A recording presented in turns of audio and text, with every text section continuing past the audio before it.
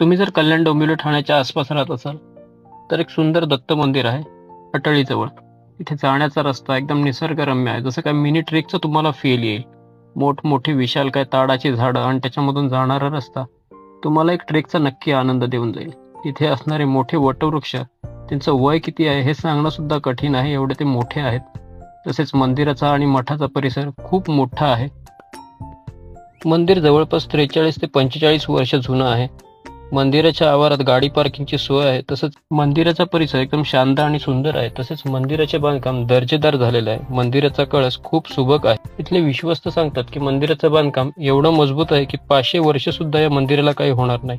मंदिराच्या एंट्रन्सला सुंदर गाई आणि वासराची मूर्ती आहे. तर सभा मंडप खूप मोठा आहे. सभा मंडपातून आतमध्ये गेल्यावरती तुम्हाला डाव्या बाजूस गणपती बाप्पाची सुबक मूर्ती दिसेल. तसंच समोर असलेली दत्त महाराजांची मूर्ती ही कर्नाटकवरून अटळी येथे आणण्यात आली आहे.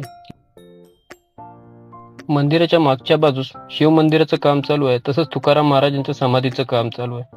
मंदिराच्या परिसरात विविध मंदिरे आहे. शंकर मंदिर आहे, त्याचप्रमाणे दत्त महाराजांचं मंदिर आहे. त्याच्या बाजूला शनी मंदिर आहे. त्याचप्रमाणे मंदिराची साफसफाई आणि देखभाल करणाऱ्या आनंद महाराजांची कुटी सुद्धा तिथेच बाजूला आहे. मंदिराचा परिसर एकदम शांत आहे आणि तिथे तुम्हाला खाण्यासाठी एकदम फ्रेश ताडगोळी सुद्धा उपलब्ध आहे. तर एकदा नक्की